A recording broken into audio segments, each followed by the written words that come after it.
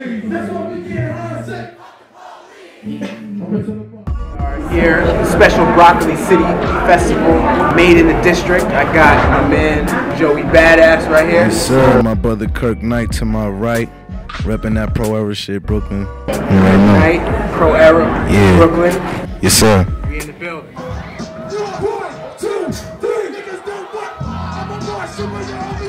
Just to get right into it, your music. It's a bit of an homage to the golden era. You've heard this a million times. To the 90s era of hip hop. Talk a little bit about your influences and how you formulated your sound and where it came from. Because you're a young cat. Right. And you're doing music that people my age can relate to. Right. That's where we grew up, listening to the 90s era. So talk a little bit about how you came into that sound. Well, I pretty much been making music my whole life. Like, you know, ever since I came out the womb, I just had a natural passion for music, a love for music, and I definitely got it from my parents. They played a lot of, you know, hip-hop, reggae, soul, R&B when I was younger, so I guess, like, you know, I just really took those vibes in. But, you know, growing up as a kid, my first style of, like, you know, rap was really mainstream influence. It wasn't until I got to high school and I started meeting, like, you know, people like, you know, my big brother Steez and just, you know, all these different underground influences where I started really connecting to, you know, what actual, like, lyricism was. Like, you know, I always apply lyricism to, like, you know, my music, but I got into it a different way after high school and just growing up and going back and studying things. But we like to put it like we became the change that we wanted to see in the game, you know? Back in like 2011, 2010, we felt like there was a void missing. There was a void in just, like, you know, East Coast rap, so we decided, instead of, you know, complaining about it, to just feel it ourselves.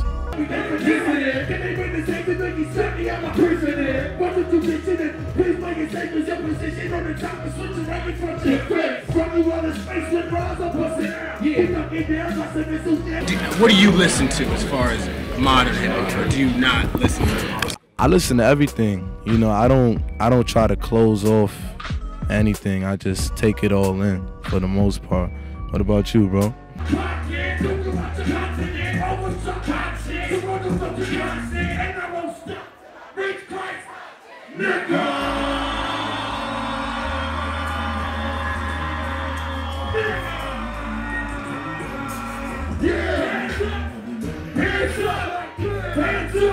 Well, I listen to everything as well, and then it's like a broader genre in terms of, because I'm a producer, so it's like I go record shopping, so it's like I find all types of genres, to like Bollywood or to let's see, what's another one, to like jazz and soul and, you know, rock and house music, and, you know, so all types of genres. We don't try to limit ourselves with the sounds that we listen to, you know, just builds creativity and stuff. Last few years, you've toured the world. You've seen things that a lot of kids probably don't get to see. So my question to you is, what's the biggest difference in the international audience and how they respond to you and your engagement with fans that you've noticed between? You know what it is? It's like, if you have something within your reach every single day, you're not going to appreciate it as much as somebody who don't have that in their reach every single day. So anytime I come overseas, it's like, you know, the energy is even more turned up, because it's like, you know, these people only get to see me like once a year.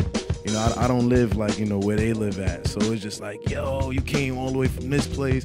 And then, you know, me even being from New York is an added element, because, you know, that name New York in music is just a magical term, like New York. Like, bearing that alone is just something so, you know, big and everything. So yeah, it's always a crazy impact when we go overseas, London, Paris, and all those places. In the media, you've been, I wouldn't say criticized, but labeled as a kind of a troublemaker in the sense. How? Some people say that you are anti-white in your creation. My manager is white. A lot of my good friends are white. How could I be anti-white? So I was watching the Like Me video. Anti-white supremacy, yes. Yeah, and anti-police brutality. But we should all be anti-white supremacy. So I kind of saw that headline and thought that it was mistaken. Yeah. So I wanted to get an idea, so I just looked at some of these stuff in the video for Like Me. Right. Which is the song that I'm riding to right now. Appreciate that. And I noticed in the video there seemed to be you're carrying a lot of social responsibility spread a message to make people aware of what's going on with police brutality, with young people and young, especially young black men, and how they have to deal with the police.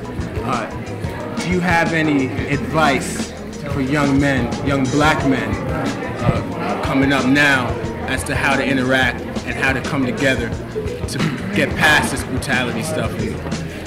I mean, I feel like the main thing that we gotta do, like the first thing that we all gotta do is, you know, appreciate each other and not shoot each other down and not ridicule each other down. Like, you know, there's a lot of cases, and I know everybody can relate to this, where it's like, you know, people of their own, like, you know, of your own race is shooting you down and, you know, tearing you down the most. So I think that's number one right there. You know, we need to settle that problem within each other. Like, yeah, we should all be supporting each other no matter what. Thank you, man. No problem. So we gotta get back for you. Louder! Let me have my person in. What did you get in it? Please make it safe as your position on the top and switch around in front of your face. From you on the space with bras up or down. Yeah, you it down, I said this is down right there for your house. Put the pistol down, got that break down in your nose. Who put the gun on like, so it's like a Pluto phone. Give it up, close.